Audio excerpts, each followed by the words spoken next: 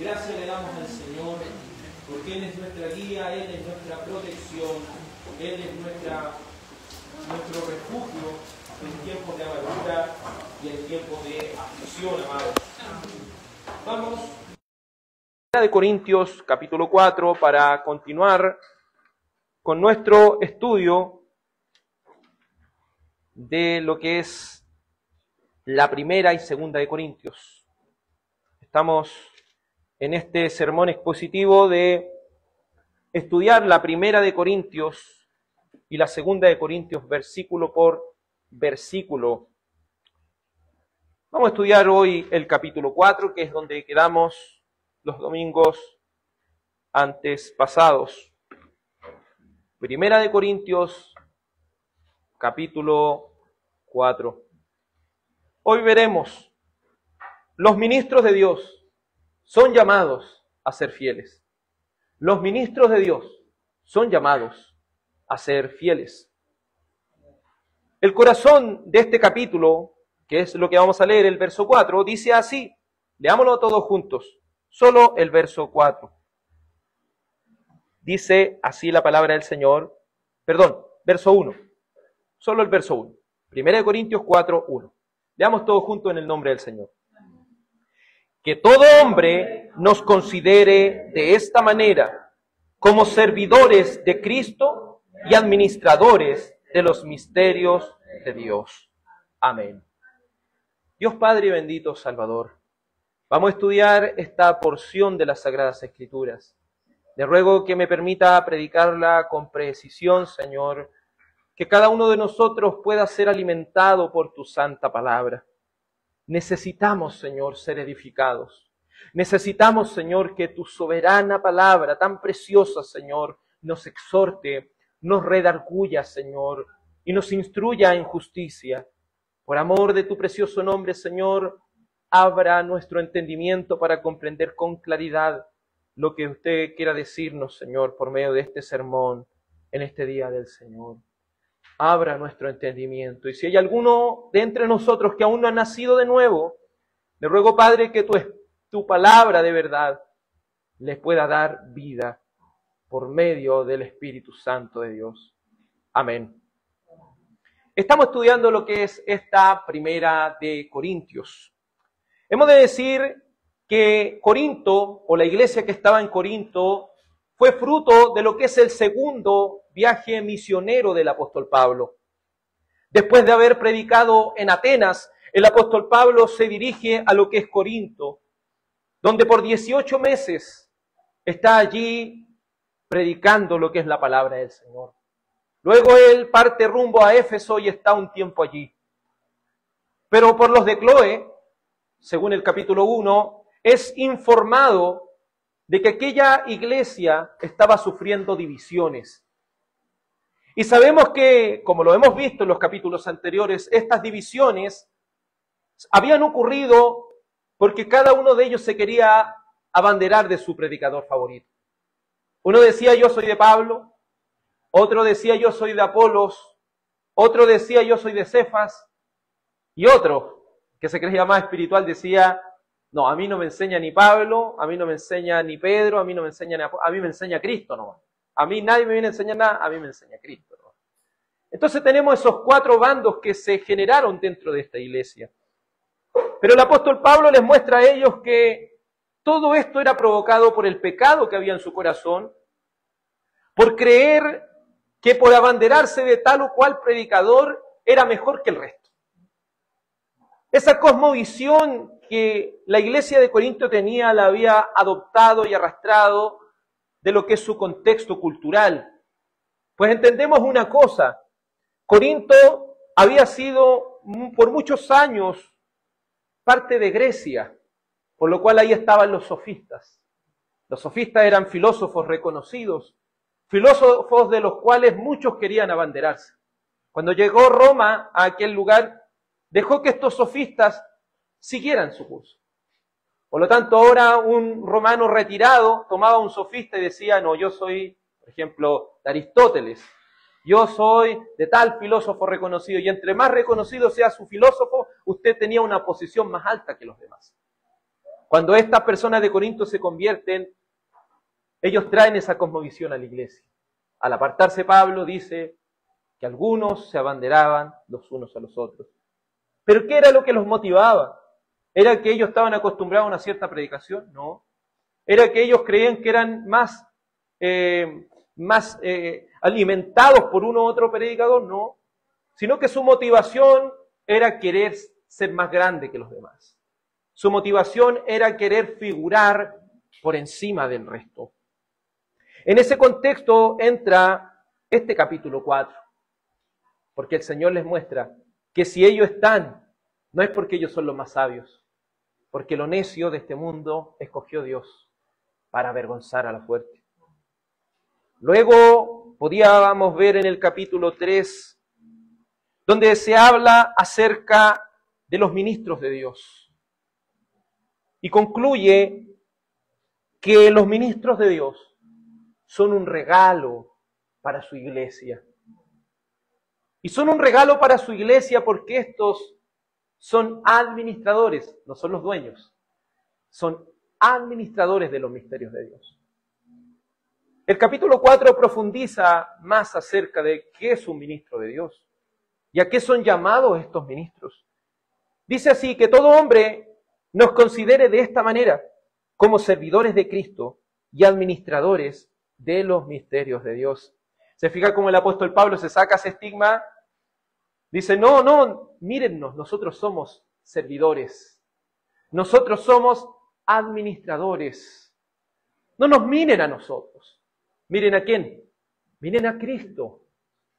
Hoy en día vemos que en las redes sociales cada cual quiere abanderarse de tal o cual predicador, cada cual quiere abanderarse del tal o cual teólogo. Pero una cosa nosotros debemos entender, es que sea quien sea, si estamos siendo edificados por la santa palabra de Dios, debemos estar gozosos de que Dios nos esté hablando. ¿Pero podemos escuchar a cualquiera? ¿Podemos acaso, es ministro de Dios alguien que tenga el don y esa aptitud para enseñar solamente?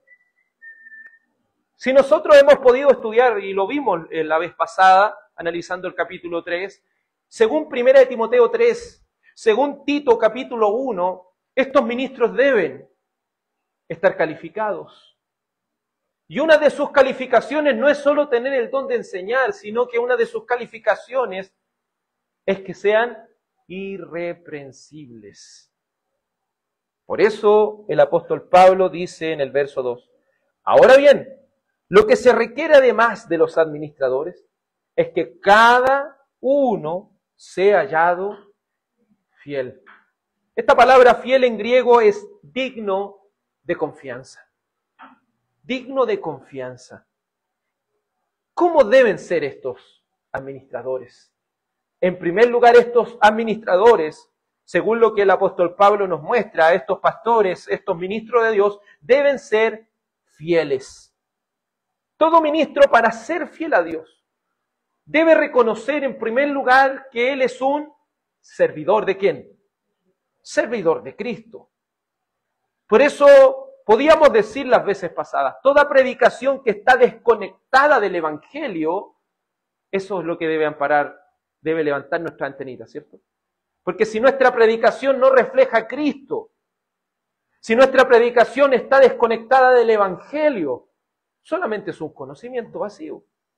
Solamente es un conocimiento que usted podría adquirir en un seminario, podría adquirir en algún curso teológico.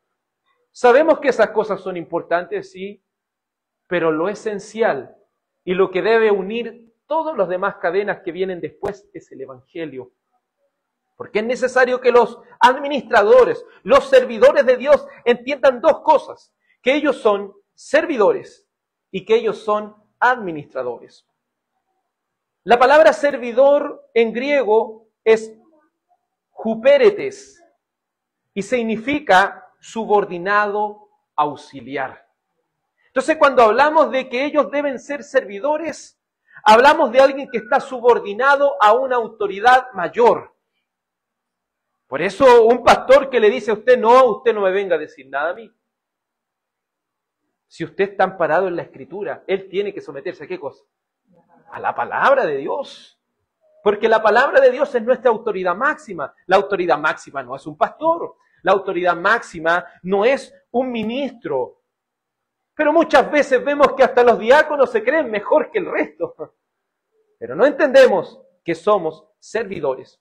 Esta palabra griega, que se traduce como servidor, es una palabra que se utilizaba en aquellos tiempos de Grecia, donde los esclavos, para mover los barcos, ¿qué es lo que hacían?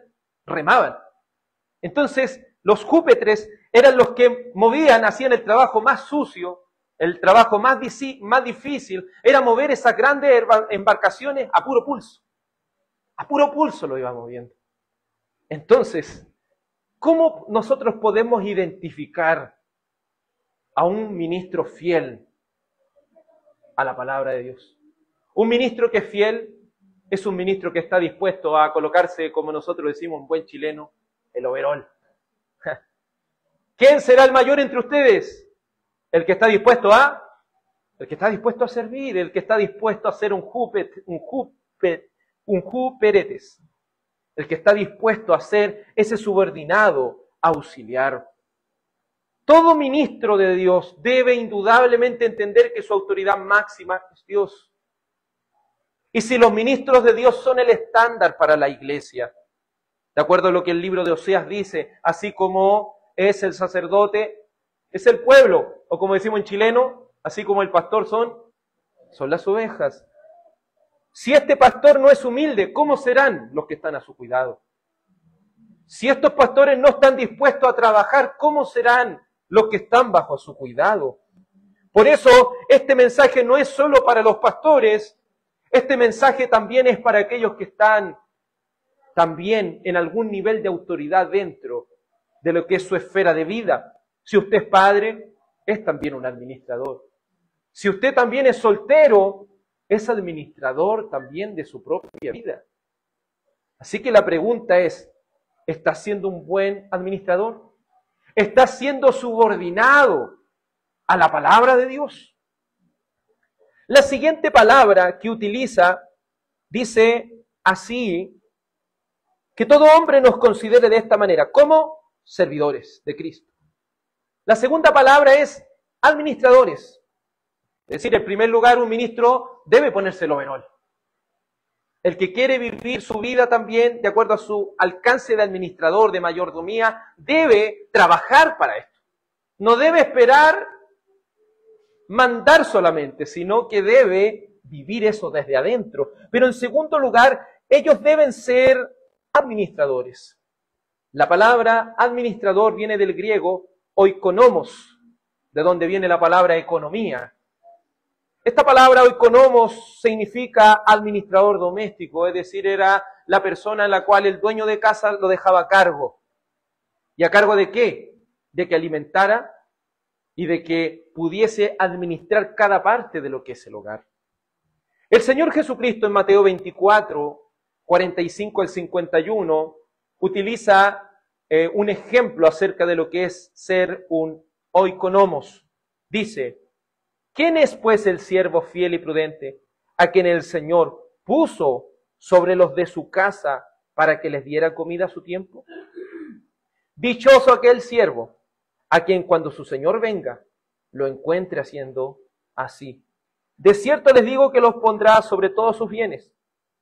Pero si aquel siervo es malo y dice en su corazón, mi Señor tardará, y empieza a golpear a sus consiervos y come y bebe con los que se emborrachan, vendrá el Señor de aquel siervo el día que él no lo espera y a una hora que no sabe, y lo azotará severamente y le asignará un lugar con los hipócritas. Allí será el llanto y el crujir de dientes. Un servidor y un administrador debe estar preocupado. Si somos administradores de nuestras vidas, si somos pastores, si somos padres de familia, debemos entender una cosa. Dios te ha puesto en algún nivel de autoridad. Y si tú no estás cumpliendo con esto, Dios pondrá tu parte ¿con quién? Con los hipócritas. Es decir, Dios nos llama a concientizar, a entender que poseemos cada uno de nosotros, de acuerdo a nuestra esfera de administración, tenemos una responsabilidad. Un pastor, ¿qué es lo que debe hacer? Un pastor que está siendo mayordomo de los misterios de Dios. Debe dar comida. Debe alimentar a la grey de Dios. En este intensivo que pude tener en República Dominicana había una pregunta en una de las primeras charlas que pudieron hacer el pastor Salvador Gómez. Dijo a los pastores que estaban ahí, ¿quién es tu pastor? Nosotros, la Iglesia Bautista Reformada, creemos en una pluralidad de pastores, es decir, en una iglesia debe existir más de un pastor, porque ¿quién es el pastor del pastor? ¿Entiendes? Por ejemplo, mínimo tienen que haber dos, porque ese pastor necesita ser pastoreado y el otro pastor necesita. Si uno, el poder al final lo va a terminar corrompiendo. Entonces muchos decían, no, mi pastor quedó allá, el otro pastor o dos pastores quedaron allá, otros decían, no, es que yo trabajo solo. Pero ¿quién es tu pastor? Decía. ¿Quién es tu pastor? Y seguía confrontando con esa pregunta. Tu pastor es Cristo. Pastor, nunca olvides que tu pastor es Cristo. Tú administras los misterios de Dios. Por lo cual, ¿quién va a pastorear tu corazón? Cristo. Y uno decía, pero es que yo estoy solo. ¿Pero quién te pastorea? ¿Tú sabes que Dios puede utilizar hasta un hermano? Dios puede utilizar a tu esposa. Dios puede utilizar a un compañero de trabajo para pastorear tu corazón. ¿A qué voy, amados hermanos? Es que es necesario que todo administrador sea hallado fiel. ¿Cómo estamos administrando las cosas? Porque para administrar debemos reconocer una cosa, que no somos autosuficientes, somos dependientes. Por eso el Salmo 23, versículo 1 dice, el Señor es nuestro pastor. ¿Y qué hará nuestro pastor? Nada nos va a faltar. En lugar de delicados pastos, ¿qué va a hacer? Nos hará descansar. Entonces es precioso lo que el Señor hace con nosotros, pero a la vez es una gran responsabilidad. ¿Estás orando por tus pastores? La primera pregunta que debemos hacerlo en esta primera sección, ¿estás orando por tus pastores? Ellos poseen una gran responsabilidad sobre sí. Ellos, según el apóstol Pedro, sí, tendrán que dar cuenta al Señor. Y tu hermano, ¿con qué cosmovisión estás mirando a tus pastores? ¿Estás consciente que ellos no deben ser idolatrados ni preferidos por encima de otros? Me estoy refiriendo a aquellos que tienen por ahí un predicador favorito y dicen, no, cuánto me gustaría tener ese pastor porque si yo tuviera ese pastor ahí serviría de mejor forma. Oh, hay muchos que así están pecando, que se excusan de esa forma y lo utilizan como pretexto para no servir. Y tú, ministro, deberías temblar ante Dios. Tendrás que dar cuenta como administrador. ¿Cómo estás siendo fiel en tu comunión con Dios? Porque eso es lo primero. No es como si cuántas veces predicas. No es cuántas veces estudias, no es cuántas veces estás en el seminario. Un pastor y aquellos que están recibiendo ese llamado deben entender una cosa, que primero él debe tener una comunión ¿con quién? Con Dios. En segundo lugar, debe pastorear ¿a quién? A su familia. Y en tercer lugar, debe dedicarse al ministerio. Entonces, debemos hacernos esa pregunta. ¿Cómo estás administrando tu familia, pastor? ¿Cómo estás administrando tu comunión con Dios? ¿Estás siendo fiel administrando los misterios de Dios para la edificación de la iglesia? Pero como le dije, esto no es solo para los pastores. Si tú, creyente, en cierto sentido también eres un administrador. Si eres soltero, Dios te ha dado una vida. Te ha dado esa oportunidad de administrar tu propia vida. ¿Cómo está tu comunión con Dios? Sí, soltero, ¿cómo está tu comunión con Dios? ¿Estás usando los dones que Él te ha dado para edificar a la iglesia? Recuerde que Dios no te dio los dones para que los ocupes para ti mismo. Los dones espirituales, lo vamos a ver en esta carta a los Corintios, fueron hechos para que ustedes lo puedan utilizar en la iglesia para edificar al cuerpo de Cristo. Y tú, casado, eres administrador de tu comunión con Dios. Eres administrador de tu familia, eres administrador de los dones que Dios te ha dado por amor a su iglesia. ¿Cómo te estás desempeñando? Y tú, joven y niño, ¿cómo estás administrando la fe que tus padres han guardado en tu corazón? ¿Estás rogando a Dios por un nuevo corazón? Niño, joven, tienes esa responsabilidad delante de los ojos de Dios. Los padres han puesto en tu corazón una fe muy preciosa, pero estás pidiendo un nuevo corazón. Eres responsable. Recurramos a nuestro Señor Jesucristo, porque creo, amados, que si el Espíritu Santo nos convence de pecado, todos, en un cierto aspecto, estamos fallando como administradores de Dios. O estamos fallando en nuestra comunión con Dios. Es precioso entender que la Biblia no dice que debemos leer una vez al día la Biblia.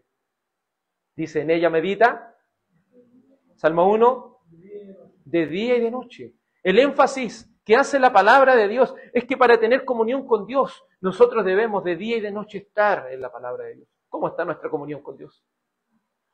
La carta a los tesalonicenses dice, orad sin cesar. Hemos dejado de orar. ¿Cómo está nuestra comunión con Dios? La palabra de Dios es clara en decirnos, amados en el Señor, que el que no provee para los de su casa es peor que un impío. ¿Estás proveyendo para los tuyos? ¿Estás sosteniendo, y no te digo solamente económicamente, a tu familia? ¿Estás sosteniendo espiritual y emocionalmente a tu familia? ¿Cómo estás administrando lo que Dios te ha dado? Y con los dones. No te excuses ahora y digas, no, es que yo no sé cuál es mi don. Tú sabes bien que Dios te ha dicho en qué tienes que trabajar. ¿Estás trabajando para la obra de Dios? Y no te digo solamente en la predicación, hay muchas áreas donde podemos estar trabajando para el Señor. Por eso recurramos con fe y arrepentimiento al Hijo de Dios. Porque si hay algo es seguro, que su vida perfecta es la que nos permite llegar al cielo. No son nuestras obras. Porque, ¿cuál es el estándar de Dios? Dice, sean santos. ¿Y quién puede ser santo como Él? Por eso, ¿a dónde debemos recurrir? A la cruz. La justificación por medio de la fe nos enseña que, Romanos 5:1, que cuando nosotros ponemos nuestra fe en Jesucristo, toda su justicia perfecta se nos transfiere a nuestra cuenta. Y en la cruz Él ha pagado nuestros pecados pasados, pecados presentes y pecados futuros. Y su resurrección ha atestiguado que Él no solamente es hombre, sino que es verdaderamente Dios. Y al ser verdaderamente Dios, Él venció la muerte con gran poder y gran gloria. Aférrate al Señor, porque todos estamos pecando en este aspecto. Estos ministros de Dios deben ser fieles. Pero el apóstol Pablo también dice que deben ser fieles porque Dios los va a juzgar. No es que te esté condenando, hermano. Es que tienes una responsabilidad. Estoy apelando a tu responsabilidad. Mira lo que dice el verso 3, 1 Corintios 4:3. En cuanto a mí, es de poca importancia que yo sea juzgado por ustedes o por cualquier tribunal humano. De hecho, ni aun yo me juzgo a mí mismo, porque no estoy consciente de nada en contra mía, pero no por eso estoy sin culpa, pues el que me juzgue es el Señor. Por tanto, no juzguen antes de tiempo, sino esperen hasta que el Señor venga, el cual sacará a la luz las cosas ocultas en las tinieblas, y también pondrá de manifiesto los designios de los corazones. Entonces cada uno recibirá de parte de Dios la alabanza que le corresponda. Hay pastores y aún creyentes que dicen de esta forma: tú no me puedes juzgar a mí. Podrían utilizar este texto y dicen: no, tú no me juzgues a mí. Dios mira mi corazón. No, tú no puedes juzgarme a mí. Tú no me puedes decir nada a mí. No es lo que el apóstol Pablo está diciendo. El apóstol Pablo está diciendo de una manera muy clara que su conciencia, que está delante de Dios, no tiene nada por qué ser juzgado, porque él está bien con ¿quién? Está bien con el Señor. Los corintios Estaban con una mente tan corrupta que querían buscarle cualquier detalle al apóstol Pablo para que él no fuera más para allá y quieren que vaya a su predicador favorito, ¿no? ¿Se fija? Si eso hicieron con el apóstol Pablo, imagínense lo que nos queda a nosotros. Pero hay algo importante nosotros como que los pastores tienen la llave del gobierno de la iglesia, pero creemos que la iglesia también tiene la llave de la libertad, de acuerdo a lo que dice Mateo 18, tanto en la disciplina como en la admisión de miembros, tanto en la elección de lo que son pastores y diáconos. Sabemos que la iglesia cumple un papel fundamental, porque la disciplina, ¿cuál es el último paso? Dilo a la iglesia. Pero aquí la iglesia en este sentido estaba equivocada con el apóstol Pablo. La iglesia estaba juzgando de muy mala manera al apóstol Pablo. En este caso, cuando estas cosas ocurren, es importante que podamos invocar ¿a quién? Cuando las cosas a veces no son tan evidentes, cuando vienen estos juicios que son medios complejos, ¿qué es lo que deben hacer estos administradores fieles? ¿Invocar a quién? Al Señor. Nuestra confesión de fe bautista de Londres de 1689, en el capítulo 23, párrafo 1 dice: un juramento lícito es una parte de la adoración religiosa, en el cual la persona que jura en verdad, en juicio y en justicia, invoca a Dios solemnemente para que sea testigo de aquello por lo que jura, y para que lo juzgue conforme a la verdad o falsedad del juramento. ¿Qué es lo que está haciendo el apóstol Pablo? ¿Invocando a quién? A Dios por testigo. Y que Él juzgue esta situación que está viviendo. A esto es lo que se refiere el apóstol. Que Él no de manera arrogante, sino que Él con limpia conciencia delante de Dios invoca al Señor y dice: el Señor va a juzgar esta situación. Pero a la vez, amados hermanos, no es tan fácil decir el Señor va a juzgar esta situación. ¿Por qué no es tan fácil? Porque tenemos que darle cuenta ¿a quién? Al Señor. Mire lo que dice Hebreos 13, 17. Obedezcan a sus pastores y sujétense a ellos, porque ellos velan por sus almas como quienes han de dar cuenta. Permítanle que lo hagan con alegría y no quejándose, porque eso no sería provechoso para ustedes. El trabajo pastoral es tan difícil que deben velar por las almas, así como quienes han de dar cuenta delante de los ojos de Dios. Cada decisión, cada cosa, hay que dar cuenta delante de los ojos de Dios. ¿Y eso qué es lo que hace en nosotros? Temblar, hermano. Esto debiera hacernos temblar. Ministro de Dios, ¿estás consciente que tendrás que dar cuenta a Dios por tu pastoreo? Iglesia de Dios, recuerda que recibes esta administración para tu crecimiento espiritual y tu cuidado. ¿Estás obedeciendo a tus pastores que te exhortan? ¿Te estás sujetando a ellos? ¿Estás permitiendo que lo hagan? Oh Dios, necesitamos reconocer nuestros pecados delante de ti, Señor. Necesitamos rogarle al Señor que nos dé un corazón arrepentido para ejercer nuestra responsabilidad, sea como pastor o sea como miembro, tenemos una responsabilidad. Y tú que quizás no eres miembro de ninguna iglesia local, ¿estás consciente que no ser pastoreado con exhortación, corrección e instrucción está trayendo una pérdida espiritual muy grande a tu alma? Hay muchas personas que dicen: no, es que no hay iglesia sana doctrina, yo no me congrego. Sabemos, hermanos, que estamos corriendo un gran riesgo al no ser miembro de ninguna iglesia local. Por eso estamos conscientes que en nuestro nivel de administración Dios va a juzgar nuestro trabajo. Eso debiera hacernos temblar. Dios conoce los corazones, por eso no debemos juzgar nada antes de tiempo. A veces podemos ver un hermano que está pasando por una cierta situación y ¿qué es lo que viene en nuestro corazón pecaminoso? Juzgarlo, enterrarlo para que no venga más, ¿se fija? En vez que nosotros, ¿qué debíamos hacer? Restaurarlo con espíritu de mansedumbre. A veces somos tan fáciles para juzgar, pero no utilizamos los principios bíblicos. Considérate a ti mismo, no sea que tú también caigas. Por eso en ciertos aspectos, hermanos, todos tenemos algún tipo de nivel de administración y tendremos que dar cuenta por ello. Sea si eres soltero, sea si eres casado, sea si eres pastor, tendrás que dar cuenta en cada área de mayordomía que Dios te ha dado. En tercer lugar, estos ministros son llamados a ser fieles a la palabra de Dios. Mire lo que dice el verso 6. 1 Corintios 4, 6. Esto, hermanos, lo he aplicado en sentido figurado a mí mismo y a Apolos por amor a ustedes, para que nosotros aprendan a no sobrepasar lo que está escrito, para que ninguno de ustedes se vuelva arrogante, a favor de uno contra el otro. Porque, ¿quién te distingue? ¿Qué tienes que no recibiste?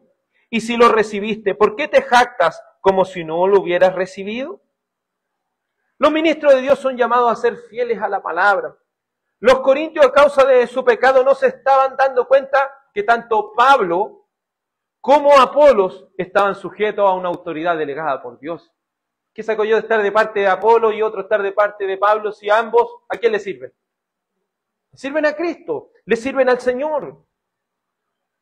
Por lo tanto, no es que ellos estén en contra, ambos trabajan para el mismo Dios.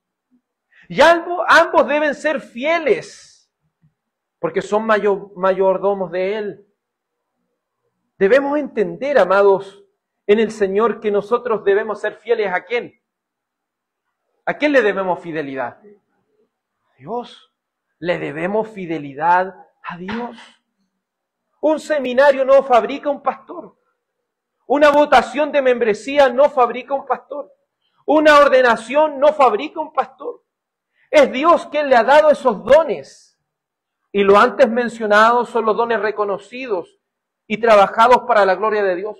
Por tanto, un pastor es llamado a ser fiel a la Escritura por encima de todo. Y en cierto aspecto, si ese es el estándar, ¿qué se espera de la membresía? Si el pastor debe ser fiel a la palabra de Dios, ¿la membresía a qué debe ser fiel? A la palabra de Dios, no a la palabra del pastor. Por eso la membresía debe estudiar, debe leer, debe instruirse, sí, porque si no va a ser guiada de allá para acá por todo viento de doctrina, por estratagemas de hombres que teniendo corrupto su entendimiento, amado, no pueden alcanzar la verdad. Por eso es necesario que la iglesia se instruya, para que ambos, sea la membresía y sean los ministros, seamos fieles ¿a qué? A la palabra de Dios. Las Sagradas Escrituras constituyen la única regla suficiente, segura e infalible de todo conocimiento, fe y obediencia salvadores. Y a estas se deben ser fieles los ministros y también los creyentes. ¿Se fija? No es que los pastores antiguos lo hacían así. No, la Biblia es nuestra única regla de fe suficiente. No es que en esta iglesia siempre se ha hecho así. No, la Escritura es nuestra única regla de fe suficiente. No es que yo creo que es así. No, la Escritura es nuestra única regla de fe suficiente. No es tu experiencia, no es lo que te dijeron, no es lo que quiere el pueblo, no son tus buenas intenciones. Es la palabra de Dios. Y nuestra mente debe estar cautiva ¿a qué cosa? A la palabra de Dios. Por eso creemos que cantar los salmos es bíblico. ¿Por qué? Creemos que Dios lo ha determinado así, porque Efesios 5:19, Colosenses 3:16 nos manda que seamos llenos ¿de qué?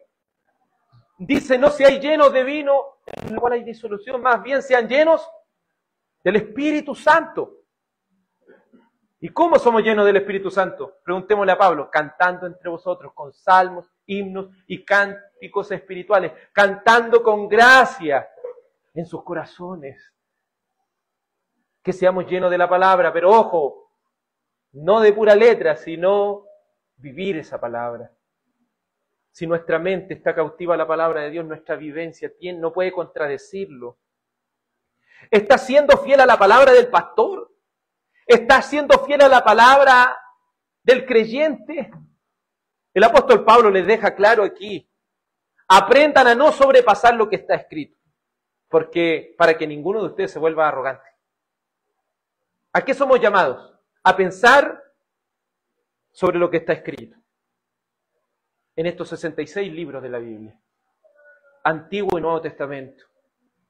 Ahí debe estar nuestra mente, ahí debe estar nuestro corazón en la palabra de Dios. Pero si empezamos a pensar cosas que van más allá de lo que está escrito, ¿a dónde vamos a parar? ¿A dónde vamos a llegar? Debemos nuestro corazón a la palabra de Dios. No pensemos más allá de lo que está escrito. No seamos señores sobre la palabra de Dios. Eso es lo que está pasando mucho, amados. Es que la palabra dice así, no es que yo creo otra cosa. Es que la palabra dice así, no es que yo no creo que diga así, aunque la palabra está diciendo de manera muy clara y evidente. ¿Eres tú acaso Señor encima de la palabra? ¿Eres tú el Señor de la palabra?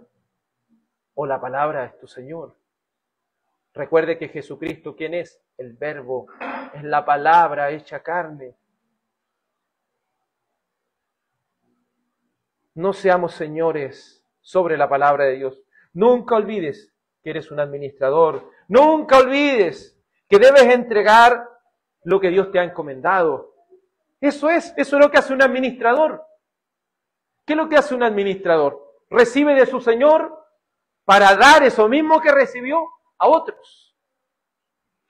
Por eso, el principio bíblico, den de gracia lo que de gracia han recibido. Si hemos pecado creyendo que podemos ir más allá de lo que nos ha delimitado la palabra, seas pastor o seas creyente, recuerda que tu deber es ser fiel a la palabra de Dios.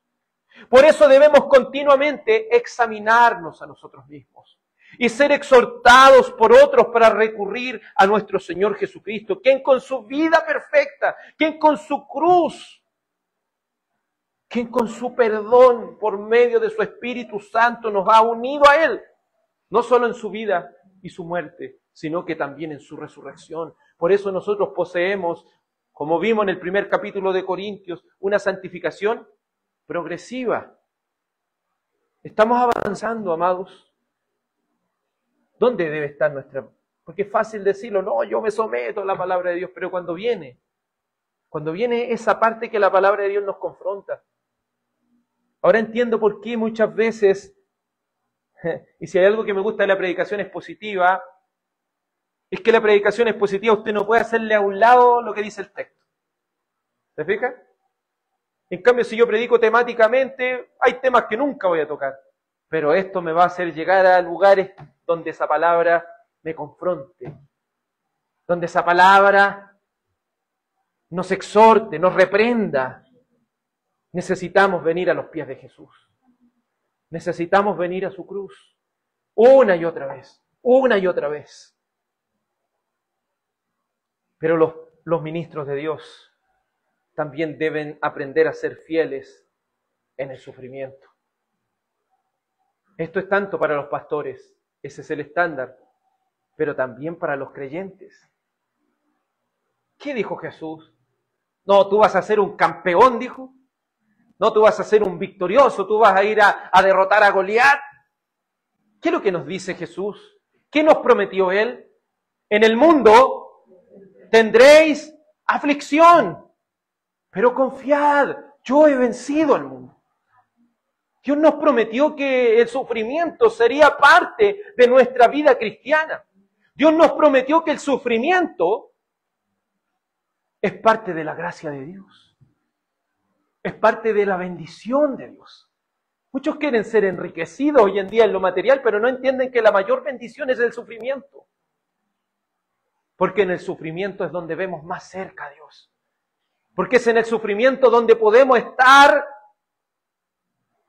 sin nada que ocultar delante de Dios. Porque si hay algo que los salmos nos enseñan, es que muchas veces nuestro corazón se debilita, nuestra fe decae.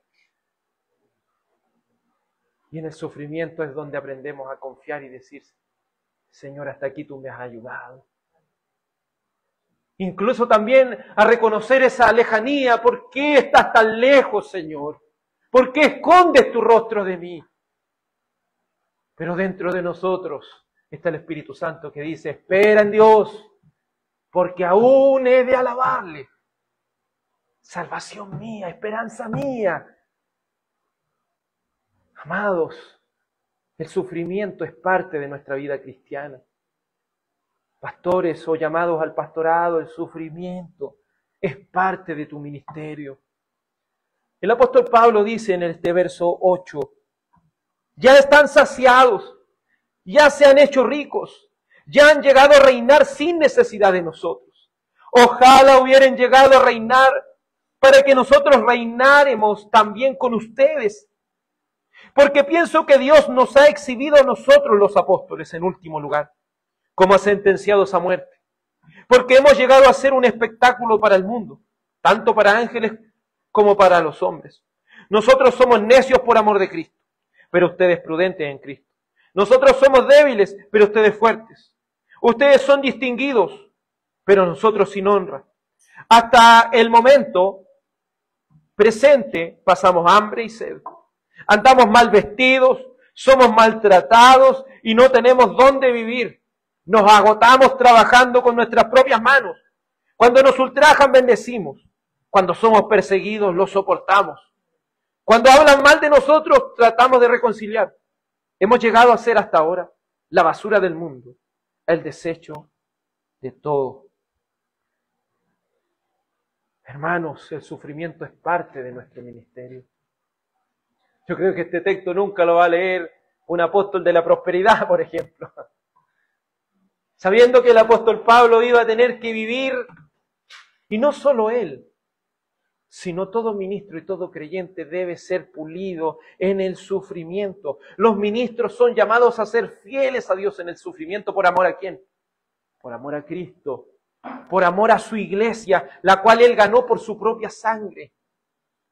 El administrador sufre en el ministerio mientras muchos son nutridos y reciben los misterios de Dios. Muchos quisieran ser pastores, pero si supieran lo doloroso, el sufrimiento que se experimenta. El ministro de Dios debe ser fiel a su Señor. Para hacerlo, muchas veces hay que prescindir de muchas cosas. Un estudio sobre el ministerio pastoral por el Instituto Fuller llegó a la siguiente conclusión. Mire, esto se hizo en Estados Unidos.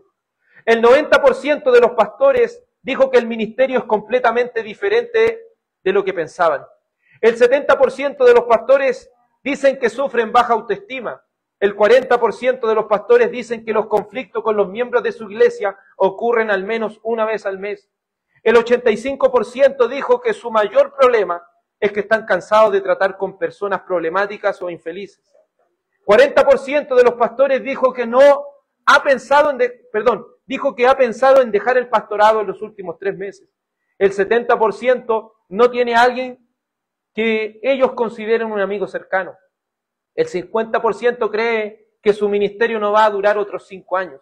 El 70% sintieron que Dios los llamó al ministerio pastoral, pero después de 3 años de ejercicio, solo el 50% sigue siendo llamado.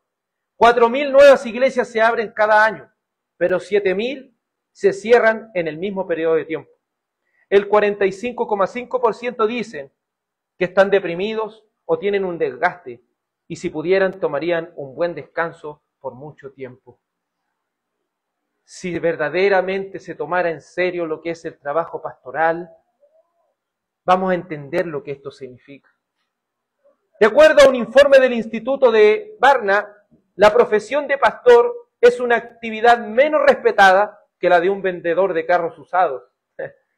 O sea, hay que ser pastor al final, usted va a un trabajo, va donde sea, el que se roba los diezmos, el que no, el que así, el que asá, lo critican de una u otra manera. Por eso es el trabajo menos respetado. Incluso muchos creen que eso no es ni siquiera un trabajo, es un hobby. Como dijo un compañero, eso es para la gente que tiene tiempo, eso es para la gente que no tiene nada que hacer. Los pastores dicen que la razón principal por la cual quieren dejar el ministerio es que los miembros de la iglesia no están dispuestos a caminar en la dirección de la palabra de Dios y no comparten el ser dirigidos por la palabra del Señor, pues no están dispuestos a ser guiados. ¿Eres consciente de lo que significa ser fiel a Dios en el ministerio, fiel en el sufrimiento? ¿Estás orando por tu pastor y por quienes Dios seguirá levantando en su iglesia como pastores? Si esto lo llevamos en última instancia a los creyentes, porque esto también tiene una aplicación de sufrimiento en los creyentes. ¿Cuántos padres están sufriendo con sus hijos? ¿Cuántos padres ya perdieron, ya hermanos se cansaron, ya tiraron la toalla con sus hijos? ¿Cuántos padres dicen es que yo ya a mi hijo ya le dije? ¿Cuántos hijos ya perdieron con sus padres de predicarle el evangelio? ¿Cuántos dicen es que yo ya le he dicho hartas veces, ¿para qué lo voy a decir otra vez? ¿Cuántos se han entregado incluso entre ustedes al pecado y han dejado de luchar con su carne a causa del sufrimiento que le genera su debilidad? Porque eso es cierto, hermano, hay muchos pecados que se viven a solas, se viven en lo solitario, en nuestra intimidad con el Señor.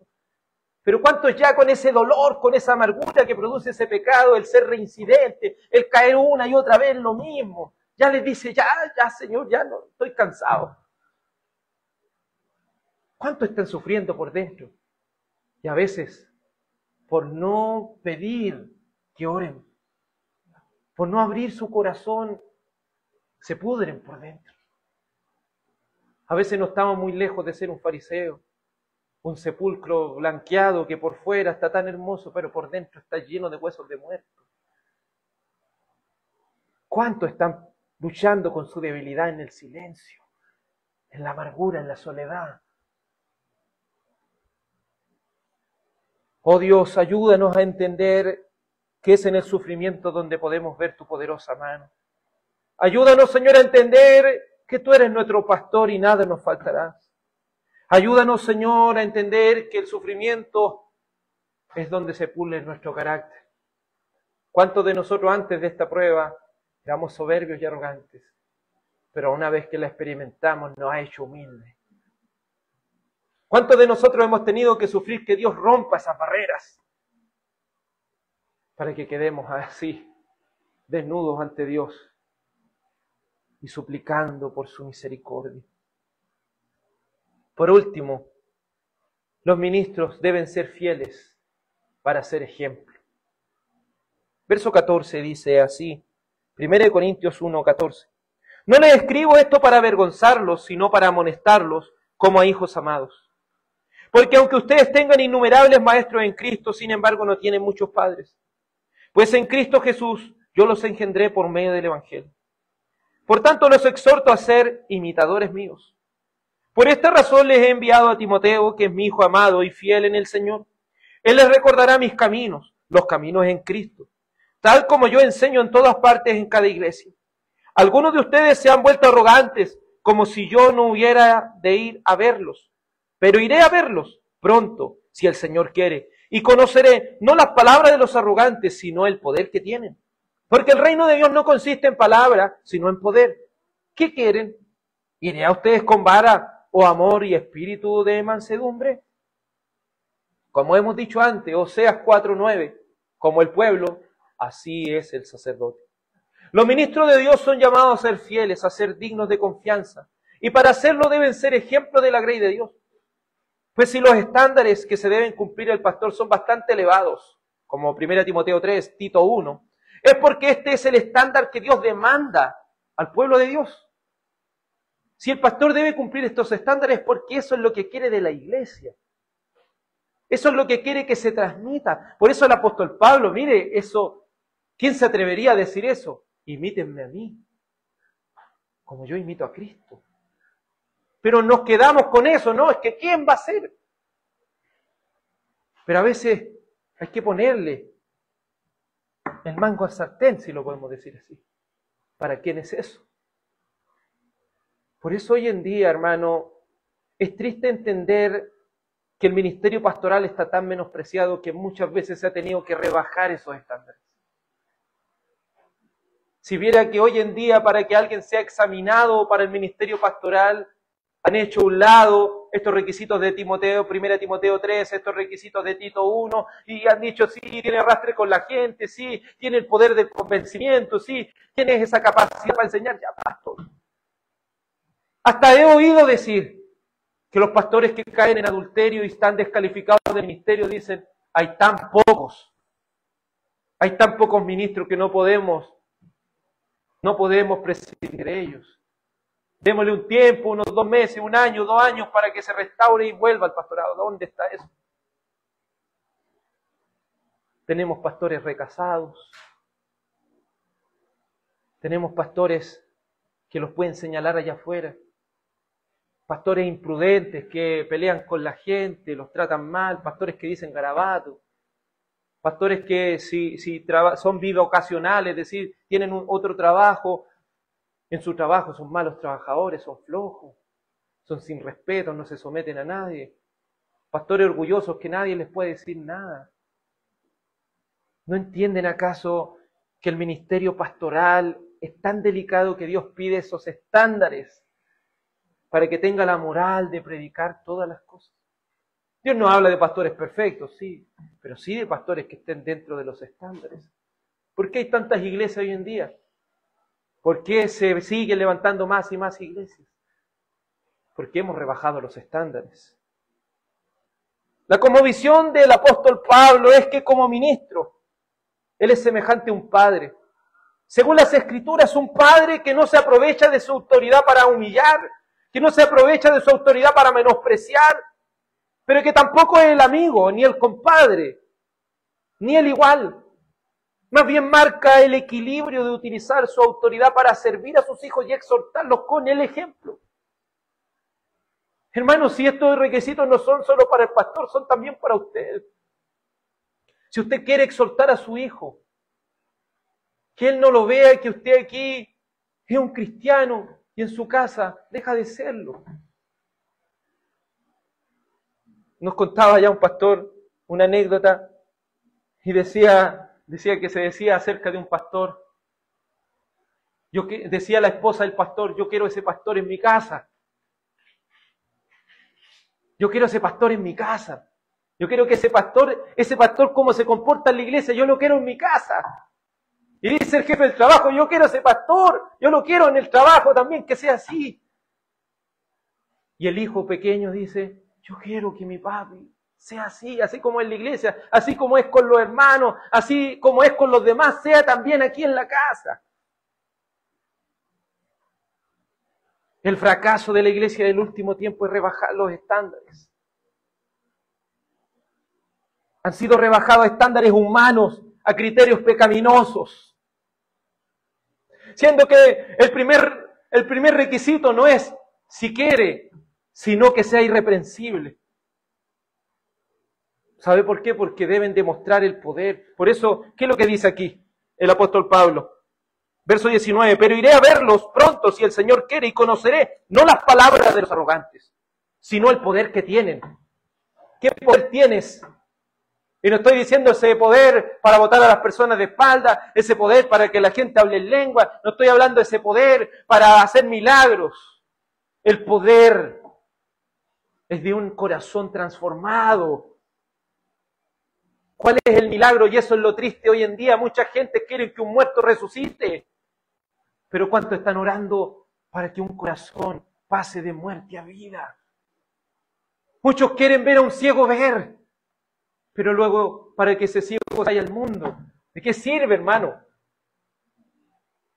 Es preferible que un ciego siga siendo ciego para siempre, pero que por la gracia de Dios espiritualmente vea. ¿Por qué hemos menospreciado el milagro más grande que el Espíritu Santo hace, que es transformar vidas? ¿Por qué andamos tras de milagros falsos cuando el mayor milagro es que un alma de un pecador sea transformada, que el alma del soberbio sea transformada en un corazón humilde? Dios te ha transformado en una nueva criatura. Está siendo un ejemplo. Porque Dios no anda buscando buenos oradores. Dios no anda buscando personas que tengan capacidad o que tengan bla bla. El Señor está buscando personas con demostración de poder. Eso es lo que busca el Señor. Una vida cambiada. Como yo lo voy a andar hablando que otros cambien, si yo mismo no he cambiado. ¿Sabe por qué a veces nuestra familia no nos escucha? No porque no nos quiera escuchar, porque nos conoce. Es triste ver cómo muchos hombres de Dios han sido descalificados del ministerio a causa de su pecado. Nunca más podrán ser útiles en el pastorado.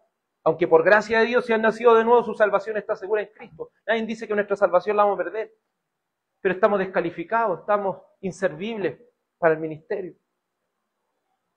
Si hay algo que siempre mi hermano Wilson recalca, que orar por los pastores es importante. Porque cuando cae un pastor, la iglesia sufre, hermano. Porque cuando cae un pastor, cuando cae un ministro de Dios, esto no es es difícil, hermano. Por eso ora por tus pastores, tu responsabilidad. También ora para que Dios levante hombres fieles que cumplan los requisitos bíblicos. En última instancia podemos agregar, y ustedes padres, ¿están siendo ejemplo? Ora para que sea un ejemplo también en tu hogar. Y ustedes creyentes, ¿están siendo ejemplo a los no creyentes? ¿Se la pasan predicando solamente y no viven lo que predican? Recuerda que el reino de Dios no consiste en palabras solamente, sino en demostración de poder. Es decir, demuestra que Dios te ha cambiado. Porque por tus frutos serás conocido. Nunca olvides, es necesario que el administrador sea hallado fiel. ¿Estás siendo fiel a Dios? Oremos.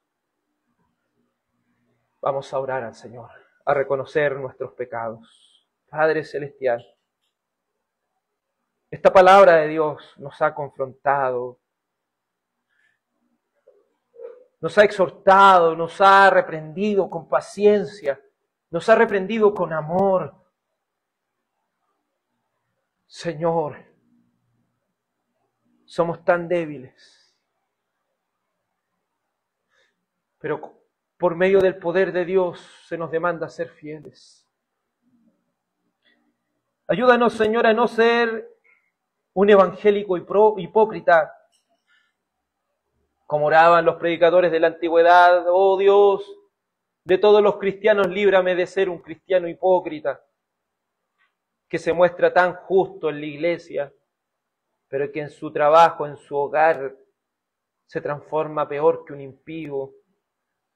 Señor, si hay alguno entre nosotros que aún no ha nacido de nuevo, que por medio del Espíritu Santo de Dios sea confrontado, sea llevado al arrepentimiento.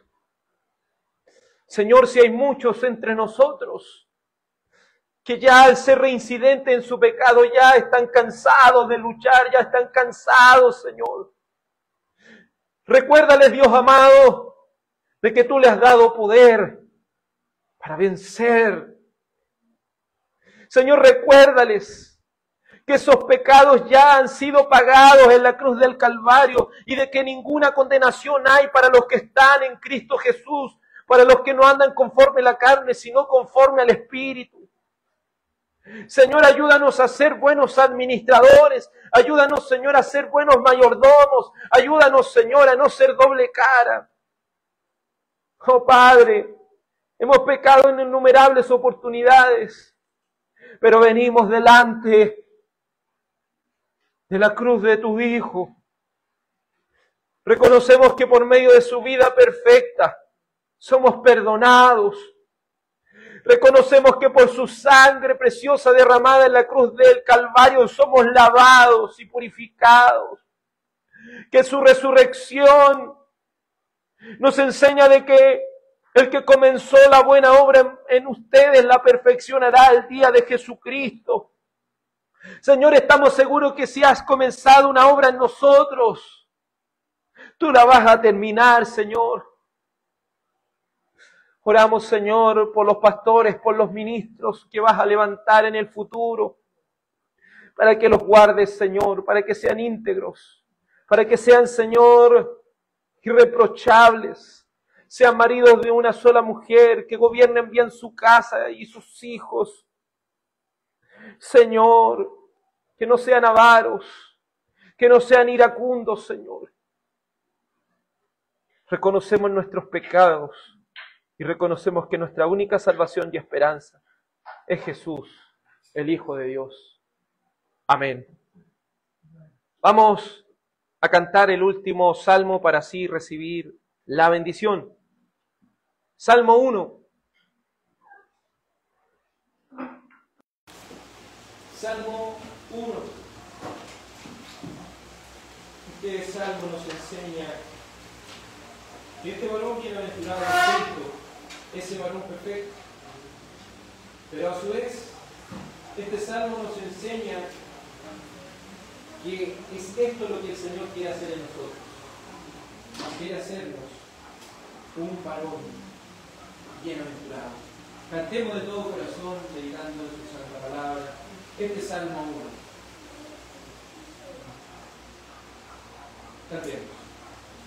Bienaventurado es el varón que en consejos de malos no marchó, ni en camino fue de pecadores, ni se sentó con escarnecedores, mas su delicia es la ley de Jehová, día y noche en su ley meditará.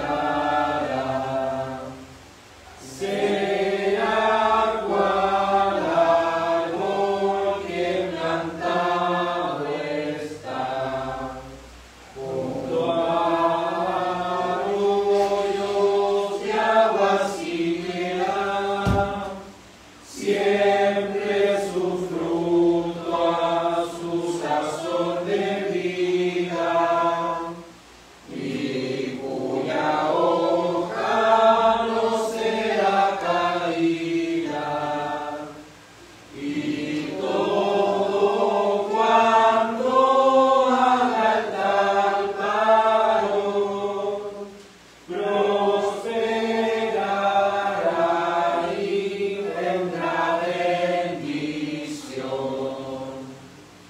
No serán los malos así, pues son guardamos que el viento arrebató, en juicio ellos no serán alzados, ni con los justos serán congregados. La senda del justo sabe Jehová, la senda de malos perecerá.